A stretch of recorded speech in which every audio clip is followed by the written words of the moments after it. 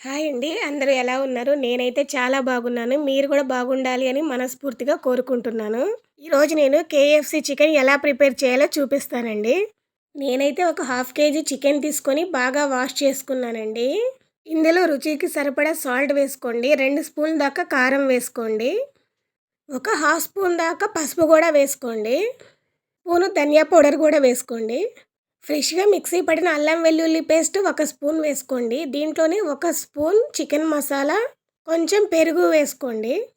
ఒక half spoon దాకా white pepper కూడా వేసుకోండి. దీన్ని బాగా కలుపుకోవాలండి. ఆ మసాలా అంతా మొత్తం కూడా చికెన్‌కి బాగా పట్టాలి. అప్పుడే చికెన్ సాఫ్ట్‌గా బాగుంటుంది. దీనిలోనే కొంచెం ఓరిగానో కూడా వేసుకోండి. దీన్ని బాగా కలుపుకొని ఒక 1 అవర్ ఫ్రిడ్జ్‌లో పెట్టేద్దాము. ఇప్పుడు గ్యాస్ అయితే ఆన్ చేసుకుందామండి. ఆన్ చేసుకొని ఒక కడాయి పెట్టుకొని అది బాగా హీట్ అవ్వాలి. దీనిలో డీప్ ఫ్రైకి సరిపడా ఆయిల్ వేసుకొని హీట్ చేసుకుందాము. ఈ ఆయిల్ హీట్ అయ్యేలోపు మనమైతే బ్యాటర్ ప్రిపేర్ చేసేసుకుందామండి. ఒక గిన్నె అయితే తీసుకోవాలండి. దాంట్లో 2 కప్పుల దాకా మైదా వేసుకోవాలి. 1 కప్పు కార్న్‌ఫ్లోర్ వేసుకోవాలి. అంటే 2:1 రేషియోలో తీసుకోవాలి. అప్పుడే మనకి పర్ఫెక్ట్‌గా అయితే వస్తుందండి. దీంట్లోనే హాఫ్ స్పూన్ సాల్ట్ వేసుకోండి. కొంచెం ధనియా పౌడర్ కూడా వేసుకోండి.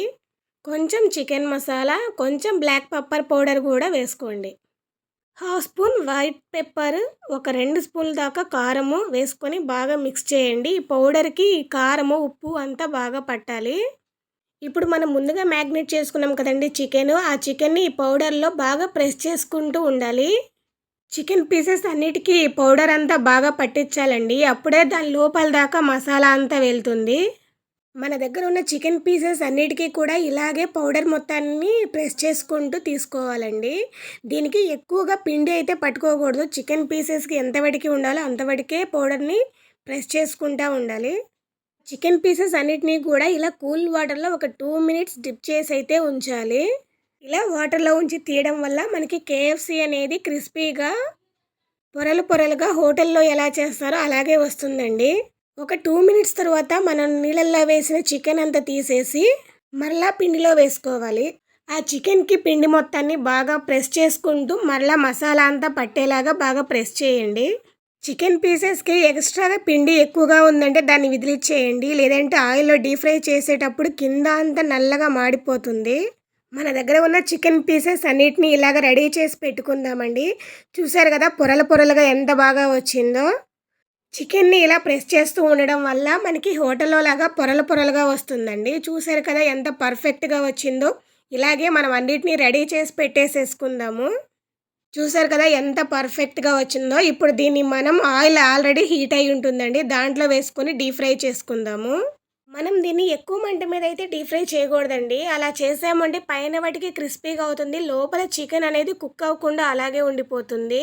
మనం దీన్ని మీడియం ఫ్లేమ్‌లో మాత్రమే డీప్ ఫ్రై చేసుకోవాలి. ఎక్కువ పెట్టామంటే మాడిపోతుంది. తక్కువ పెట్టామంటే ఆయిల్ పట్టేస్తుంది. మనం మీడియం మంట మీదే డీప్ ఫ్రై అనేది చేసుకోవాలండి. ఇప్పుడు మన చికెన్ అయితే పర్ఫెక్ట్‌గా కుక్ అయిపోయిందండి. మన దగ్గర ఉన్న మిగతా చికెన్ పీసెస్‌ని కూడా వేసుకొని అలాగే ఆయిల్‌లో డీప్ ఫ్రై అనేది చేసుకుందాము. దీన్ని మనం తక్కువ మంటలో మాత్రమే డీప్ ఫ్రై చేసుకుందామండి. మన చికెన్ అనేది పర్ఫెక్ట్‌గా కేఎఫ్‌సి ఎలా ఉంటుందో అలాగే వస్తుంది. చూసారు కదా మన చికెన్ కూడా బాగా ఫ్రై అయిపోయింది. ఇప్పుడు దీన్నైతే సర్వింగ్ ప్లేట్‌లోకి తీసేసుకుందాము. రెస్టారెంట్‌లోనే కాదండి మనం ఇంట్లో కూడా హ్యాపీగా కేఎఫ్‌సి అనేది చేసుకొని ఎంజాయ్ అయితే చేయొచ్చు.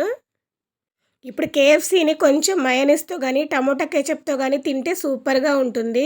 ఇప్పుడు నేనైతే ఇది తీసుకొని వెళ్ళి మా హస్బెండ్‌కైతే ఇస్తాను. మా హస్బెండ్ రియాక్షన్ ఎలా ఉంటుందో చూద్దాము. మా హస్బెండ్‌కైతే టేస్ట్ బాగుందంట. ఇంకా మనం ఆగుతామా? నేను గూడా వెళ్ళి ఎలా ఉందా అని టేస్ట్ చేస్తున్నాను. టేస్ట్ అయితే సూపర్‌గా వచ్చింది. ఎప్పుడు బయట తినటమే కాదండి. అప్పుడప్పుడు ఇలాంటివి ఇంట్లో కూడా ట్రై చేసుకొని మనం కూడా తింటూ ఉండాలి. చూసారు కదండీ! మా బాబు వాళ్ళంతా ఎంత బాగా ఎంజాయ్ చేస్తూ తింటున్నారో. కేఎఫ్‌సి అంటే ఇష్టం లేని వాళ్ళు ఎవరుంటారండి? ప్రతి ఒక్కళ్ళకి ఇష్టమే గదా! ఇలా ఇంట్లో చేసుకొని తింటే ఆ కిక్కే వేరుంటుందండి. అవునా కాదా? నాకు నిజమైతే కామెంట్ చేయండి. ఈ వీడియో మీకు నచ్చినట్టయితే లైక్ చేసి, షేర్ చేసి కామెంట్ చేయండి. కొత్తగా చూస్తున్న వాళ్ళు సబ్స్క్రైబ్ చేసుకోండి. Thank you.